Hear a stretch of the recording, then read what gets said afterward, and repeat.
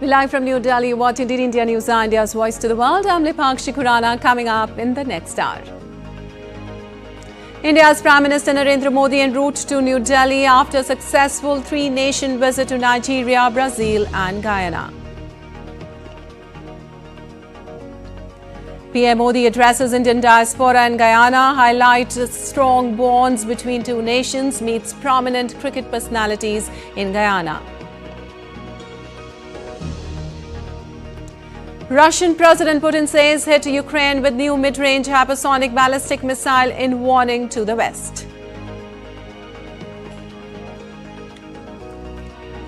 US President-elect Donald Trump picks Pam Bondi for Attorney General after initial pick Matt Gaetz withdraws. And in sports, Indian cricket team wins toss, opts to bat first as it starts hunt for another wonder down under at the Border Gavaskar Trophy off in Perth on Friday.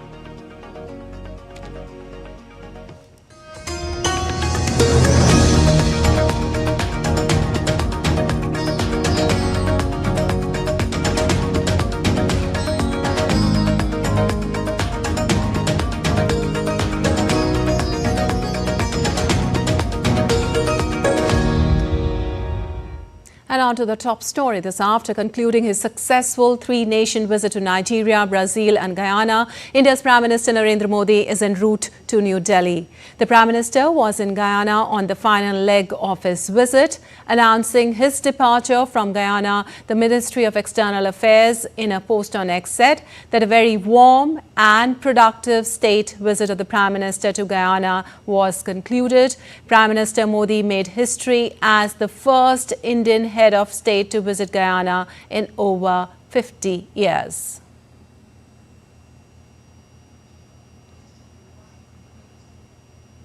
During his visit, Prime Minister Modi addressed a community program in Guyana. He said that India and Guyana share a unique relationship which is based on shared heritage, culture and values.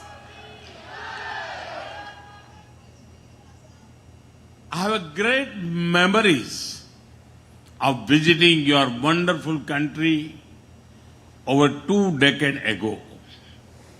At that time, I held no official position.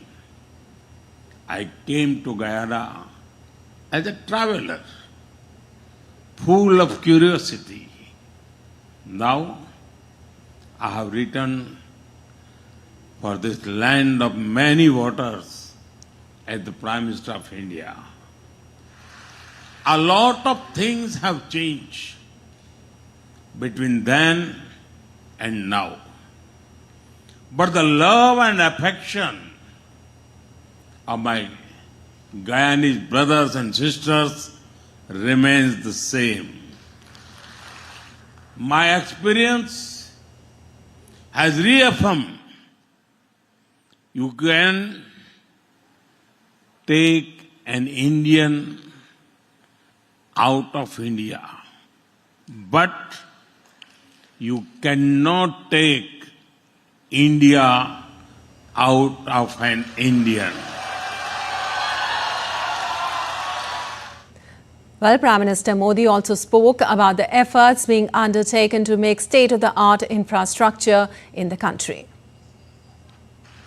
India is a global hub for e-commerce, AI, fintech, agriculture, technology, and more.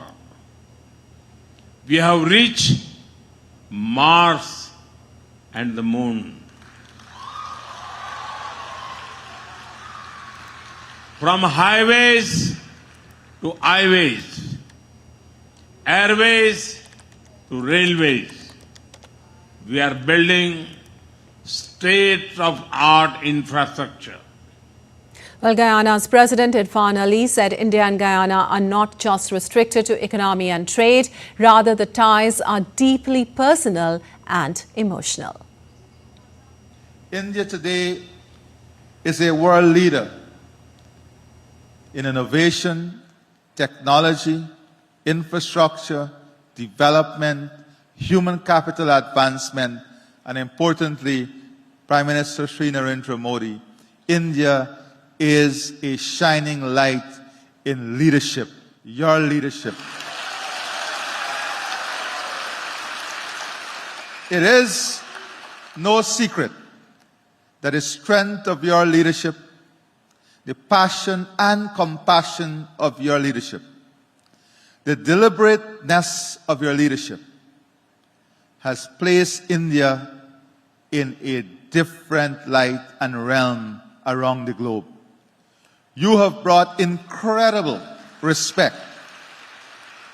But more importantly, you have brought a level of dignity and pride to India that is unmatched.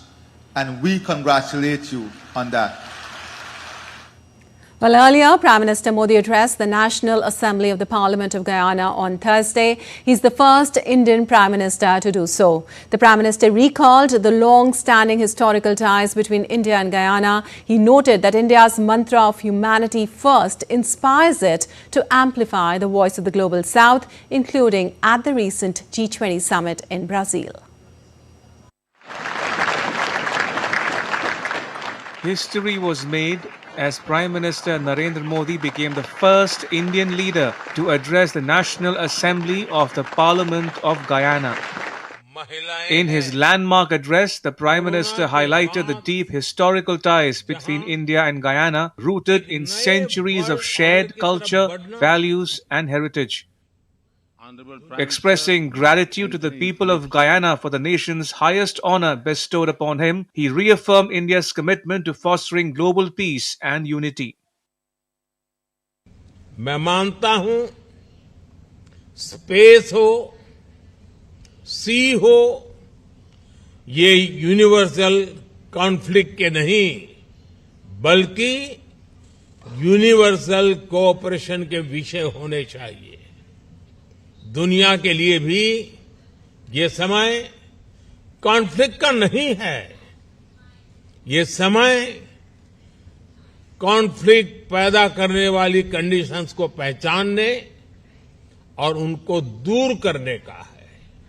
Prime Minister Modi emphasized the shared democratic principles and a human-centric vision that unite India and Guyana. He underscored India's guiding philosophy of humanity first, which drives its efforts to amplify the voice of the Global South and create a more equitable world order.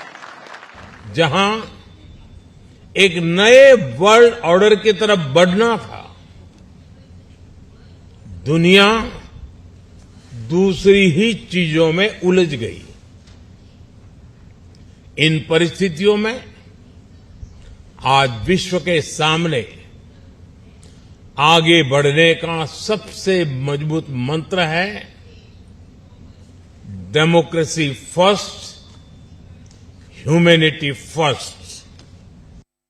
Highlighting India's commitment to democracy, the Prime Minister said that it is ingrained in the nation's DNA. He reiterated India's vision of serving as Vishwa Bandhu, a friend to the world, working towards uniting the global community irrespective of the size or stature of a nation. Bharat ने हमेशा principles के आधार पर, trust और transparency के आधार पर ही अपनी बात की है।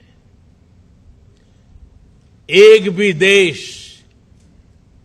एक भी रीजन पीछे रह गया तो हमारे ग्लोबल गोल्स कभी हासिल नहीं हो पाएंगे। तभी भारत कहता है every nation matters. Prime Minister Modi also encouraged greater collaboration between India and Guyana, particularly in education and innovation, to unlock the immense potential of the youth in both nations. Together, India and Guyana can pave the way for a brighter and more inclusive future. With Siddharth Bharadwaj in Guyana, Bureau Report, DD India. While Prime Minister Narendra Modi on Thursday paid tribute to Mahatma Gandhi during his two-day visit to Guyana, in Georgetown, Prime Minister Modi paid tribute to the Arya Samaj monument. The Prime Minister also visited the Indian Arrival Monument at Monument Gardens and planted a sapling.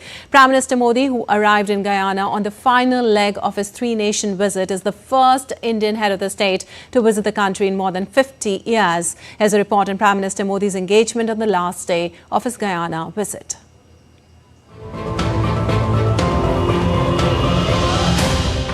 A remarkable journey comes full circle, beginning in the year 2000 when Prime Minister Modi first visited Guyana as a visitor to now receiving the country's highest honor. Prime Minister Modi's unwavering commitment to Gandhiji's teachings continues to transcend borders. This time, he paid floral tributes at the Mahatma Gandhi statue in Guyana, honoring his eternal principles of peace and non-violence.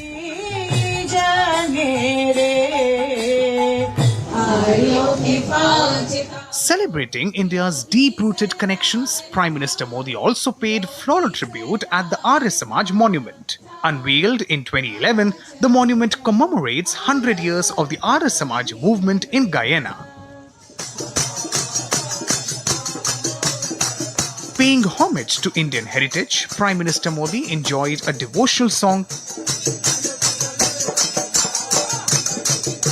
even tried hand at one of the instruments.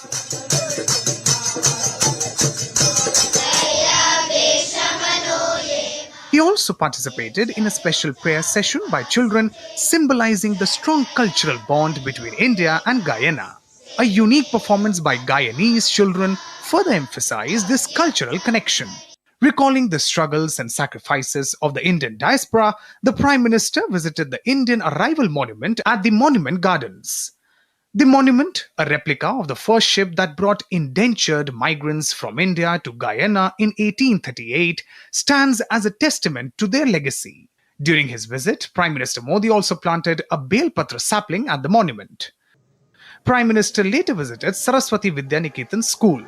He praised Swami Aksharananda ji and his team for their efforts in instilling traditional Indian values and culture in the students, contributing to their holistic education. Bureau Report, DD, India.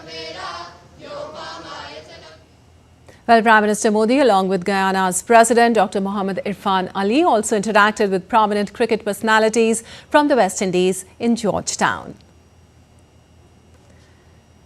The personalities included Clive Lloyd, Alvin Kalicharan, Shiv Narayan Chanderpaul, Devendra Bishu, Stephen Jacobs and Dr. Ranjit Singhi Ramsroop, among others. Talking of people-to-people ties, Prime Minister noted that cricket binds India with the Caribbean like no other medium.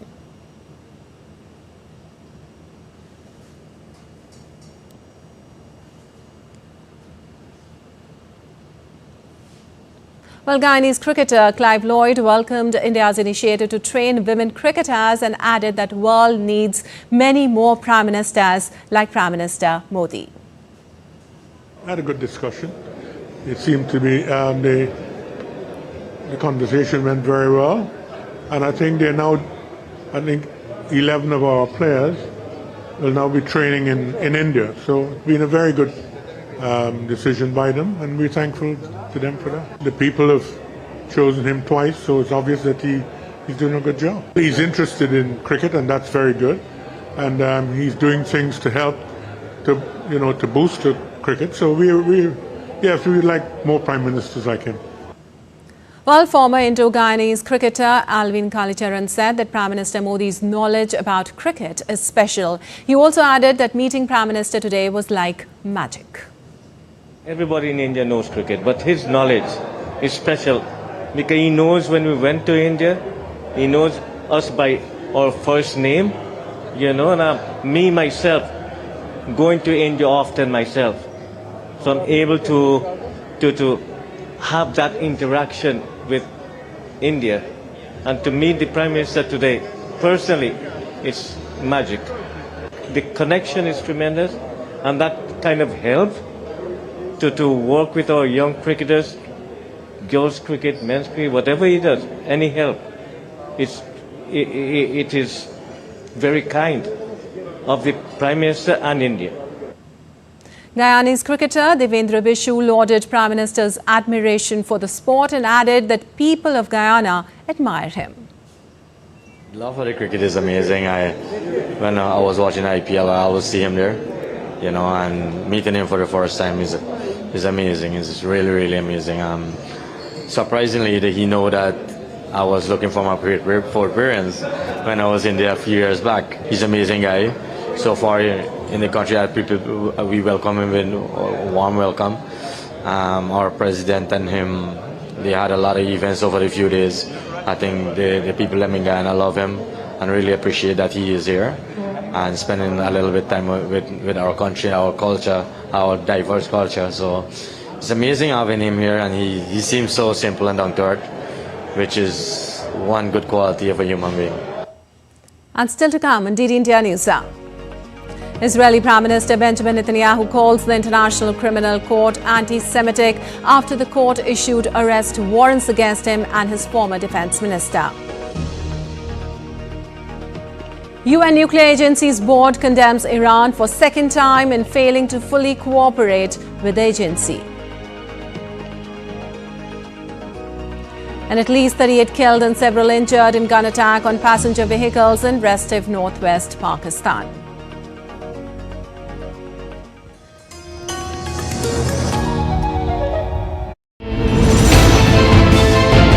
Geopolitics and trade deals. Economic challenges amid development. Hard work and the path to prosperity. It's the economy always. Between walkers, money is what money does and says. Supply creates its own demand. Between the bulls pulls and bears tears. When supply chains globalization and India rises to the podium. We'll get you centered with the economic brief at 8 p.m. every Thursday on DD India.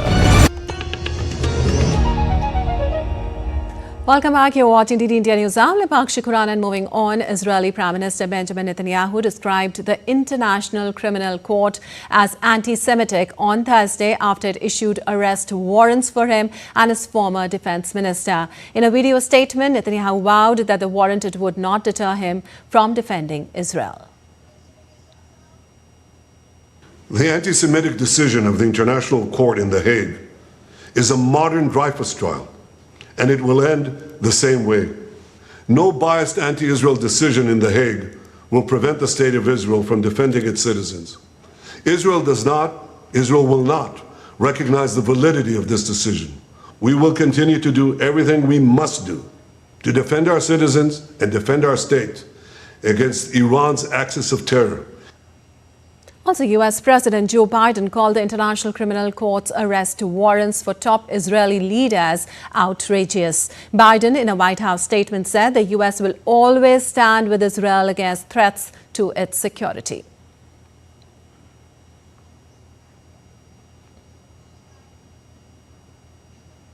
Also, the United States rejected a decision by the International Criminal Court to issue arrest warrants on Thursday for Israeli Prime Minister Benjamin Netanyahu and his former defense chief.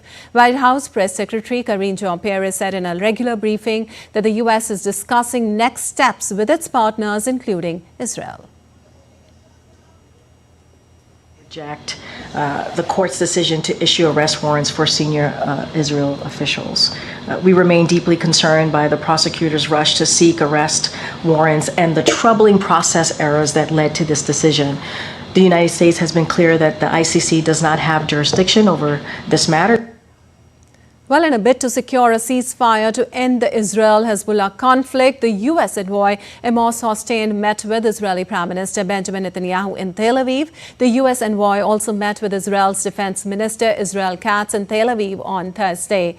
Israel says its aim is to secure the return home of tens of thousands of people evacuated from its north due to rocket attacks by Hezbollah. Earlier, the U.S. envoy met with Lebanese Parliament Speaker Nabiha Berri in Beirut on Wednesday. Berri had led mediation efforts on behalf of Hezbollah.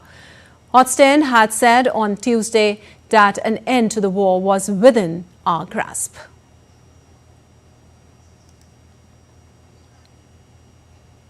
And for more, we have Jessica Taneja joining us. Well, Jessica, with the U.S. diplomacy ongoing effort to end the conflict, as lately U.S. envoy also met with Lebanese speaker, can we see some light there at the end of the tunnel? Well, it's difficult to say because currently the negotiations are on, and the U.S. envoy, Amos Hochstein, was in Beirut and also speaking with the Israeli side. What we're given to understand at this point is that after those talks and the negotiations that were done, it was made clear that the demands were difficult to meet with at this point to arrive at a decision. Remember, Amos Hochstein has been doing the task for Biden for the last 1 year to bring a complete halt of the hostilities we see currently in West Asia with the Israeli army, as you and I speak, Lepakshi, are currently striking, the parts of the city of Dahiya, where you have a huge concentration of Hezbollah fighters. Remember, most of them were targeted in air raids and strikes from the Israelis in the last 1 month, from pager attacks to walkie-talkie attacks. We've seen it all in the region. And not just that, the Israeli military operations also continue in West Bank. There are reports coming from Gaza every day. And in fact, evacuation orders have been issued in many parts of the Dahiya area where I was earlier talking about, where the strikes continue. So it's difficult to arrive at a point where you could see a potential peace deal, because you see both sides and what their demands are for the Israelis. They would arrive at a certain conclusion, or let's say, a particular deal where they are allowed powers in a sense where there are any violations or any attack from the side of Hezbollah, then the Israeli army would be allowed to retaliate in return. But for the Hezbollah side, the United Nations Security Council resolution 1701 that had ended the war in 2006, they want a restoration of that. And if that were the case, then you'd see along the blue line, which is the buffer zone, where the thousands of Israeli troops are stationed. So are the Hezbollah fighters, where the current war is going on, about 20 miles off the Israel border on the Litani River. So that particular border remains contentious, where the Israeli citizens have been displaced. Around 60,000 of them were asked to evacuate. And for the Israeli government, that is the priority, to bring their citizens back to that border. So until and unless both sides agree on some form of mechanism here, it's certainly difficult to ascertain as to how this peace deal would see fruition in the future. All right. So on one hand, as the peace efforts continue, on the other, ICC announced arrest warrants for Netanyahu. He denounced them as anti-Semitic, Netanyahu, and US also rejected it. What can you say about the arising sentiments all over?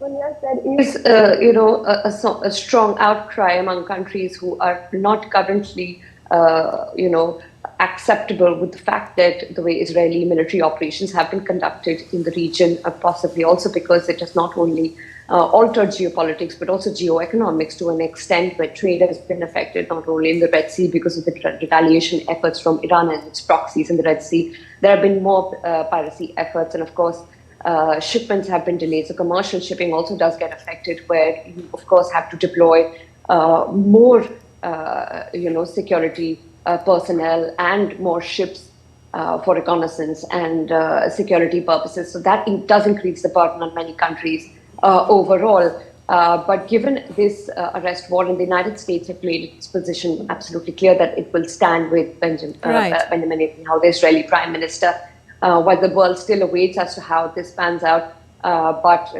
the war still is pretty much on in the West Asia region, with no immediate end in sight, and hostilities continue to grow. All right, Jessica, thank you so much for all those details. And moving on, Russia fired a hypersonic intermediate-range ballistic missile at the city of Dnipro on Thursday in response to the US and UK allowing Kyiv to strike Russian territory with advanced Western weapons in a further escalation of the 33-month-old conflict.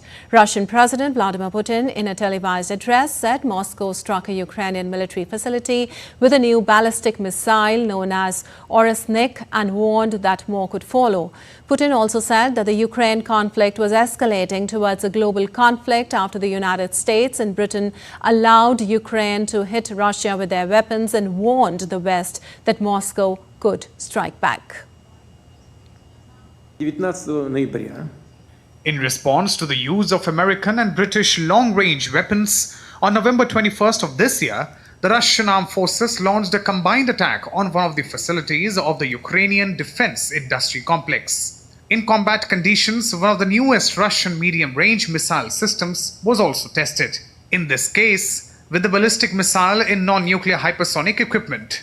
Our missileman called it Oreshnik. The test was successful. The goal of the launch was achieved. While Ukrainian President Volodymyr Zelensky on social media platform X said that the Russian strike on Ukraine with a new type of ballistic missile was a clear and severe escalation in the conflict and called for strong worldwide condemnation. He added this is a clear and severe escalation in the scale and brutality of the conflict, and the use of a ballistic missile against Ukraine today is yet more proof that Russia has no interest in peace. Further, Zelensky said that Putin is not just dragging out the conflict but also disrespecting people around the world who truly want peace, and the world must respond.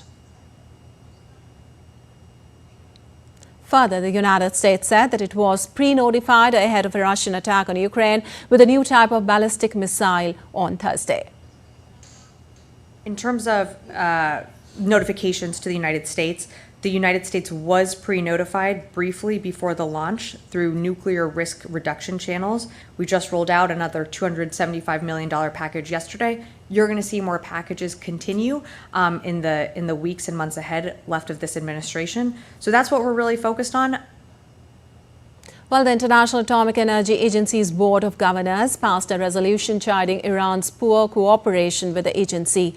The UN Nuclear Watchdog's board on Thursday condemned Iran for failing to cooperate fully with the agency, the second time it has done so in just 5 months. The resolution, which China, Russia and Burkina Faso voted against, was carried by 19 votes in favor with 12 abstentions and Venezuela not participating. The IAEA also called on Tehran to provide answers in a long-running investigation into uranium particles found at 2 locations that Tehran has failed to declare as nuclear sites. The IAEA and Iran have long been locked in standoffs on a range of issues, including Tehran's failure to explain uranium traces found at undeclared sites, its barring last year of most of the agency's top uranium enrichment experts in the Iran inspection team, and its refusal to expand IAEA monitoring.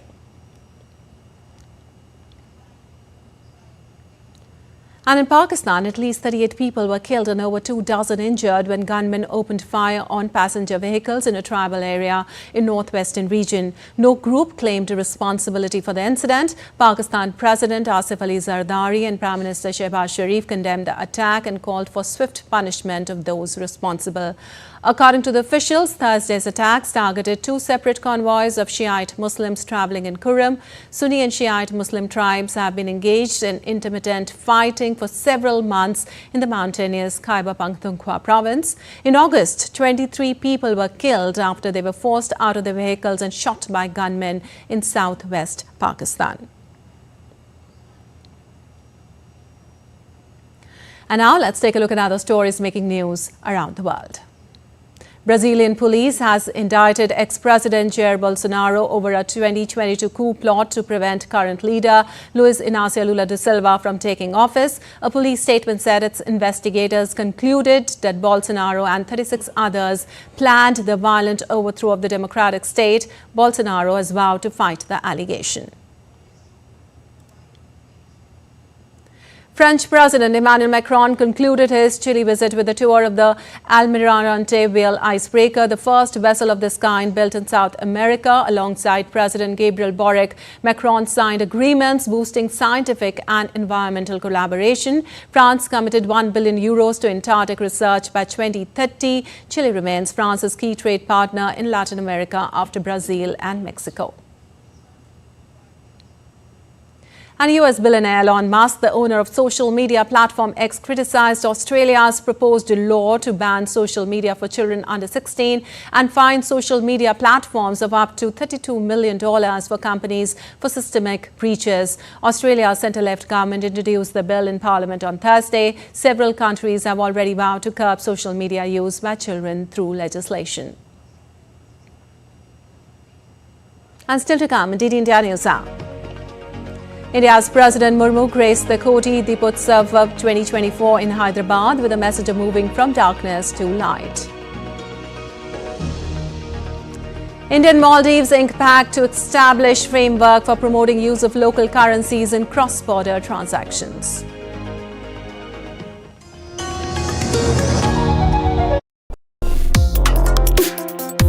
Complex issues, hidden agendas, twists and turns, strategic games. We think all dots are linked. We just need to connect them. Join me every week as I connect the dots to unravel hidden designs in statecraft, mysteries, and decode issues that matter to you. Watch Connecting the Dots with me at these times on DD India.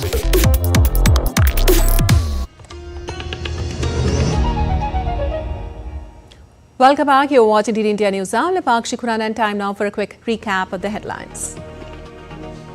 India's Prime Minister Narendra Modi en route to New Delhi after a successful three-nation visit to Nigeria, Brazil and Guyana.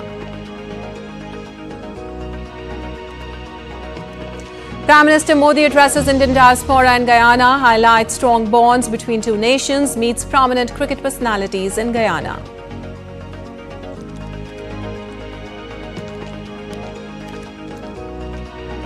Russian President Putin says hit Ukraine with new mid-range hypersonic ballistic missile in warning to the West.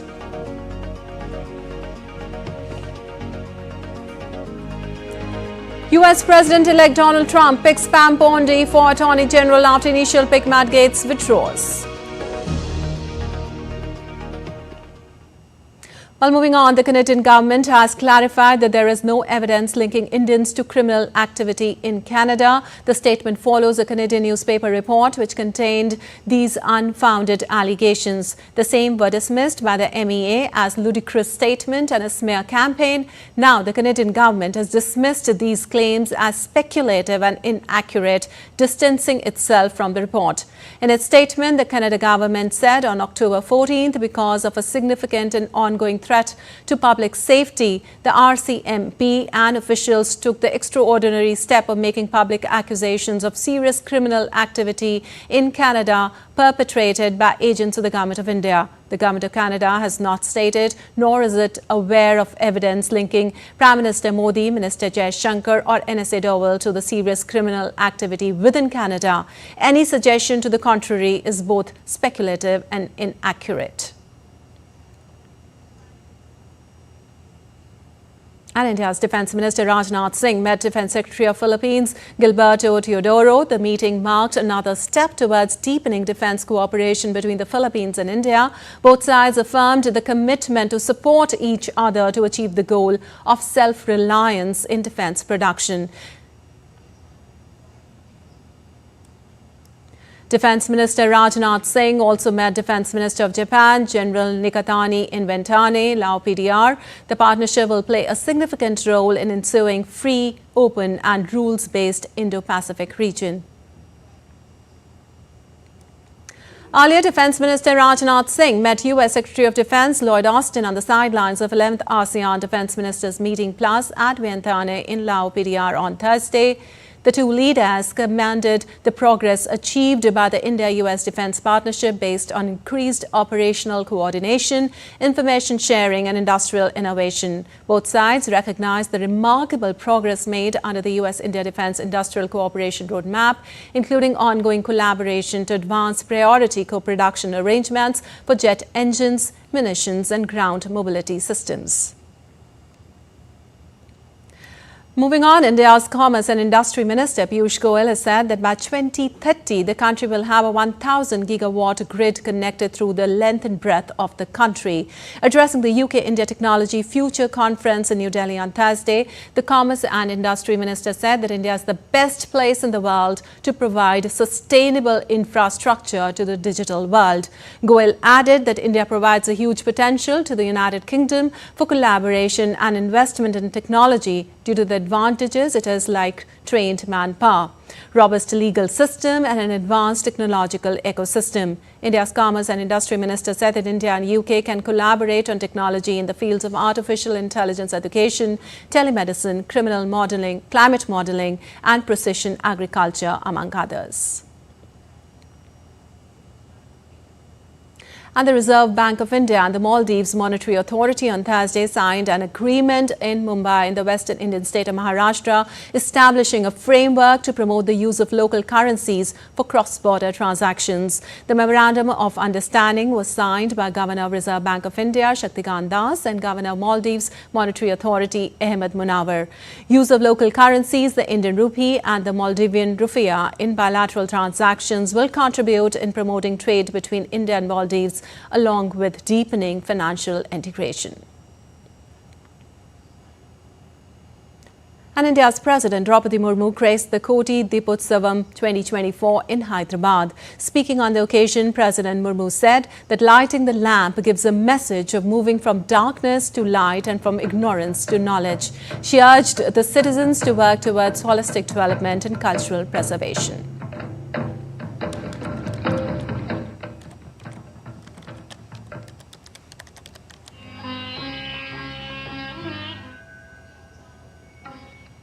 And now let's take a look at other stories making news today. The Indian and Royal Australian Air Forces concluded their 11th Air Staff Talks in New Delhi, marking stronger bilateral ties led by senior RAF officials. Discussions focused on enhancing military collaboration. This engagement underscores growing defence partnerships between the two nations. Delhi woke to a thick blanket of smog as air quality remained in the very poor category with an AQI of 371 recorded by Central Pollution Control Board. The Commission for Air Quality Management has enforced Phase 4 of Graded Response Action Plan, introducing strict curbs like banning truck entry and halting public works. These measures aim to mitigate the alarming pollution levels choking the national capital. Migratory birds have begun arriving in large numbers at Kilur Lake in Trichy, Tamil Nadu. Environmental science students are urging the state government to take action to preserve the lake. Their call highlights the ecological importance of the area and its role as a sanctuary for avian species.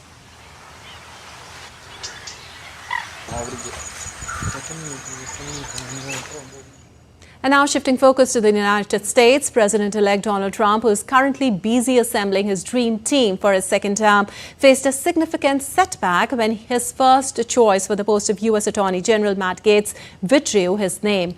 However, Trump promptly tapped Pam Bondi, the former Attorney General of Florida, to fill the role. Here's a report. U.S. President-elect Donald Trump tapped Pam Bondi as U.S. Attorney General following Matt Gaetz's withdrawal from the running. Pam is a staunch ally who helped defend Trump against impeachment. She was a member of Trump's legal team during his first Senate impeachment trial. Gaetz's retreat is due to sexual misconduct allegations leveled against him. The exit of Gaetz was a first setback for Trump and Vice President-elect J.D. Vance in placing key allies in top positions, but his confirmation by the Senate was widely seen as doomed due to lack of support from fellow Republicans. A congressional panel has been investigating alleged illegal activity by Gaetz, including sexual contact with a 17-year-old girl, which he denies, as well as drug use and misappropriating campaign funds. The latest transition upheaval ahead of Trump's inauguration on January 20th came as new lurid details emerged about Defense Secretary nominee Hexate. He was investigated for sexual assault after a complaint from an unnamed woman at a 2017 conference in California. Hexate denied sexual assault allegations on Thursday after meeting with Republican senators to build support for his nomination at the Capitol Hill. I just want to thank the Vice President of the United States, J.D. Vance, who spent the morning with me, meeting with Senators of the United States. We take very seriously the advice and consent role that the U.S. Senate has. We look forward to engaging in that process. We take absolutely nothing for granted, and we welcome the opportunity to talk to any senator that wants to talk to us. Hexate would need to be confirmed by the Senate to take the post. Trump has stood by Hexate, calling the allegations false. Trump has made several eye-catching selections for top roles, including Fox News host Pete Hexate as Defense Secretary, vaccine skeptic Robert F. Kennedy Jr. as Health Secretary, and billionaire Elon Musk to head a government cost-cutting unit. Well, a recent scuffle between lawmakers from Bolivia's ruling party, the governing Movement for Socialism, on Thursday underscored the crisis gripping the Andean nation following days of marches and strikes protesting the shortage of dollars and fuel as well as price hikes for basic goods. A group of pro-Evo Morales lawmakers known as Evistas approached the Congress podium to prevent the new president Omar Yujra from beginning his duties. Tensions escalated when lawmakers climbed onto the podium to express their disagreement with the chair elected on November 5th. A constitutional court in Bolivia has barred Morales from running for office again this month. Tensions reached a peak last month when Morales supporters blocked roads across the country, attempting to force the government to step down.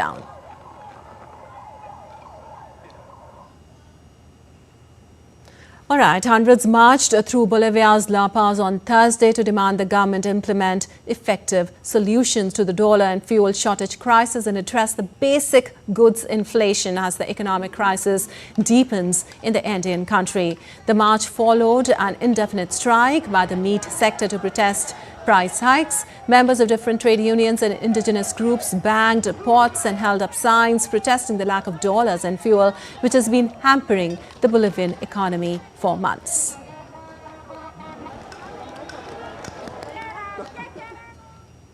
Also, people marched in Ecuador's Quito protesting President Daniel Noboa's economic policies and the ongoing energy crisis in the Andean nation. 3 officers were injured along with the arrest of 10 people. The march, comprised of union members, students and social groups, proceeded through the streets of the capital to the presidential palace. Tensions escalated when police barricades prevented protesters from advancing further into downtown Quito. Some individuals attempted to breach the police blockade by throwing stones and other objects at officers. Protesters voiced their disapproval of the government's power cuts and perceived a lack of investment in education, among other issues.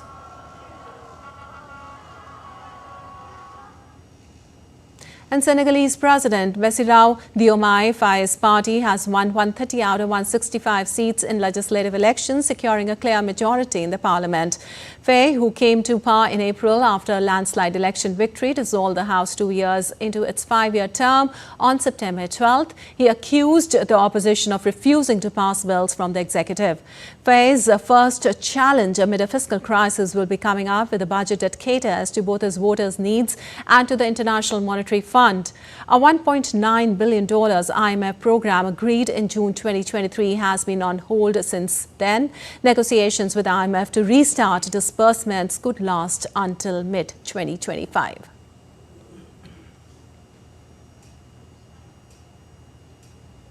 And Uruguayans go to the polls on Sunday with the leftist alliance of celebrated ex-president José Mujica hoping to reclaim the country's top job 5 years. Former history teacher Yamando Orsi of the leftist Frente Amplio will go head-to-head with ex-veterinarian Alvaro Delgado of the National Party, a member of outgoing President Luis Lacalle-Pou's center-right Republican coalition. Orsi had garnered 43.9% of the October 27th first-round vote, short of the 50% cut-off to avoid a runoff, but ahead of the 26.7% of ballots cast for Delgado, 55. Polls point to a tight race on Sunday, with Orsi only marginally ahead in stated voter intention in South America's second smallest country. And still to come on DD India News Hour. We'll show you all what's buzzing at the 55th International Film Festival of India in Goa. India's doubles pair of Satwik and Chirag to face Denmark's Kim Astrup and Anders Karup in the quarter-final match of China Masters Badminton Tournament. And in a delight to tourists and residents, snow brings flurries and slushy sidewalks to Paris.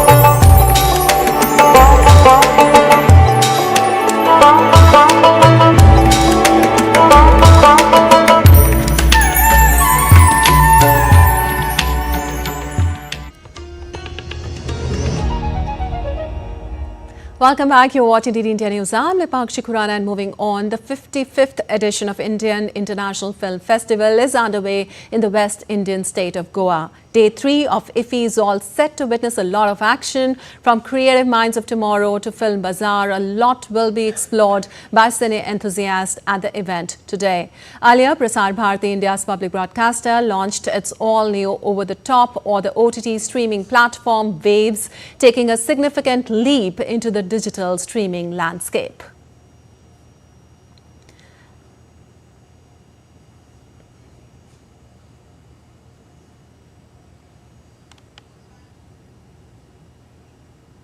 And for more, we have Deepika Mehto joining us from Goa on this. Well, Deepika, after a buzzing yesterday, what all is lined up for today? Good morning, Lipakshi. Today at the 55th International Film Festival, we are expecting a lot of masterclasses to happen across the day. And apart from that, there will be red carpets for most of the movies that will be scheduled at a different venue, because there are different events which are spread across Goa celebrating the 55th edition of IFFI. And not only this, the 18th edition of the Film Bazaar is also going on, where the 48-hour challenge of the Creative Minds of Tomorrow is currently underway. 12 hours have already passed by, and the students are making their own films. Top 100 will be selected, will be shortlisted, and they will win the coveted prize. And not only this, the Film Bazaar also offers an opportunity for funding for all the young minds who will win this challenge. And now, talking about the master classes, in a very short while from now, we are expecting legendary South Indian actor Naga Arjun to attend the master class and to share his views on films, his experiences with the students over here and with all the cine enthusiasts. And apart from Naga Arjun, there will be Mani Ratnam, there will be other grand legends, big actors who would be coming in throughout the day here at different sessions of the master classes that will go on till evening. And if we talk about the red carpet premieres, the red carpet star cast will keep on coming in throughout the day, because there are many, around 8 to 9 international and national films which have been lined up throughout the day at the Inox here in Goa, where streaming will be taking place, interactions will be taking place, and the directors will share their view on their piece of films and artwork. Lipakshi. All right, Deepika, I'm sure a lot of excitement must be there about the masterclass, but tell us more about the theme this year. Young filmmakers, the future is now. Indeed, Lipakshi, the theme is young filmmakers, the future is now, and I think that completely justifies it when we talk about the creative minds of tomorrow, because yesterday we had a conversation with many of the participants. We cannot disturb them much because they are into the zone right now, they are into the competition right now because the challenge has already begun, but they share the ideas, because the theme of this year's Creative Minds of Tomorrow is relationship in the age of technology. So they are making a film in a light where they can show technology in a positive way, and we had a conversation that how in this era, how can you show technology in a positive way when we talk about relationship, because we've seen many dating apps coming in, many scams happening, but at the same time they say that communication is to be blamed and not the platform technology, because technology is just a new form of new media, and that needs to be used in a very positive way and used to be used to the fuller potential of it. So it is on us, the onus is on us on how we use technology as a platform, and we just don't have to jar the communication channel and blame the technology for it. This is the mindset of the young minds over here with which they are participating at this mega and prestigious event here, Lipakshi. All right, the onus is of course on us to how to use the technology in a positive way. Thank you so much, Deepika, for all that information. And time now for some sports updates. India are deep in trouble as they're losing wickets at regular intervals on the day one of the first test against Australia in Perth. They've now lost to Dhruv Jurel as well, who departed for 11. 5 down, India needs a solid partnership from the remaining team now. On the other hand, the Australian bowlers are eyeing more wickets in order to maintain their dominance. India's stand-in skipper Jasprit Bumrah won the toss and opted to bat first. India have handed over the debut caps to pacer Harshit Rana and all-rounder Nitish Kumar Reddy. With 4 pace options, India have included Washington Sundar as the only spin option. Apart from him, Devdutt Padikkal has also been included in the playing 11. And India's double pair, Satvik Sairaj Rankireddy and Chirag Shetty will face Denmark's Kim Astrup and Anders Karup Ramsumesam in the quarter-final match of the China Masters Badminton Tournament in Shenzhen City on Friday. The Indian duo, competing in the first tournament since the Paris Olympics, secured a 21-19, 21-15 win over Rasmus Kjær and Frederik Sogard of Denmark to enter the quarter-finals. Meanwhile, Lakshya Sen will take on Denmark's Anders Antonsen in the quarter-finals on Friday. Sen continues his flawless run at the tournament as he defeated Denmark's Rasmus Gemke in the second round to enter the quarter-final.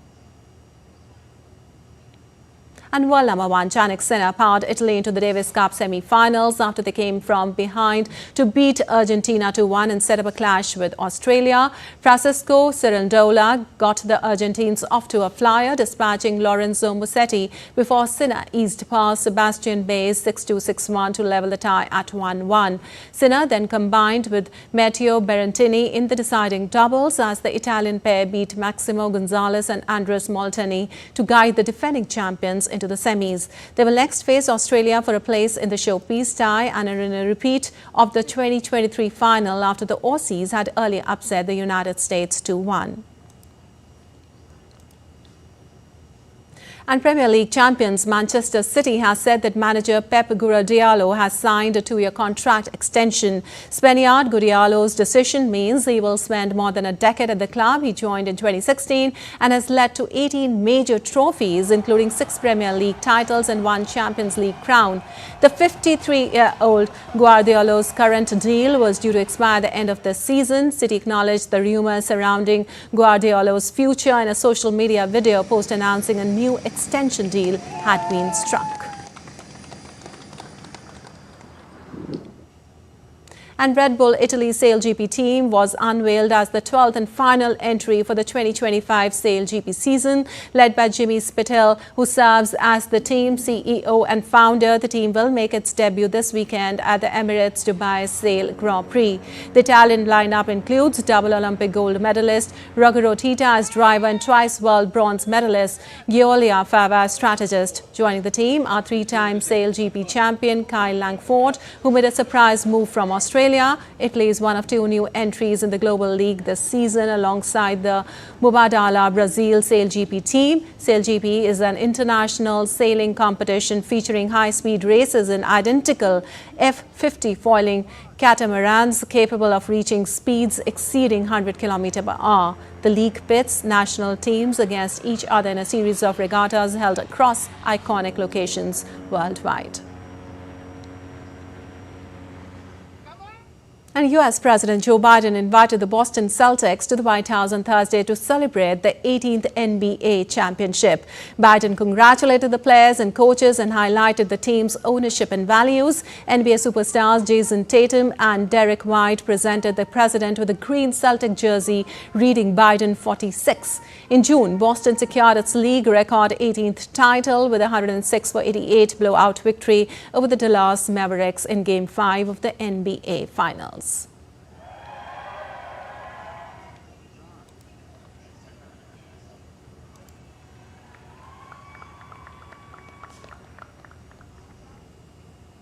And snow settled across Paris, turning pavements white and slushy and bringing delight to the tourists and residents in the Montmartre neighborhood in northern Paris. Steps to the Sacré-Cœur Basilica were covered in flurries, and tourists clad in winter coats took selfies as they took in sweeping views of the city's snowy rooftops. Take a look.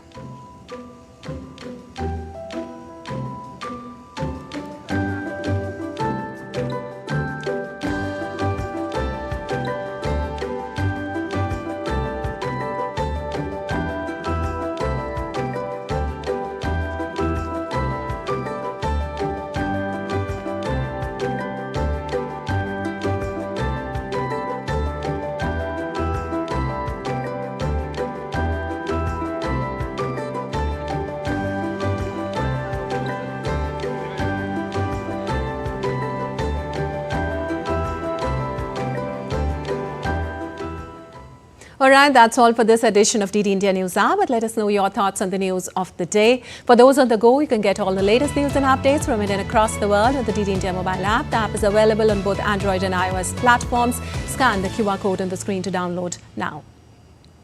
We'll be back with more news as it breaks here on DD India. Lipakshi Khurana from all of us here in Delhi. Thanks for watching DD India News Hour.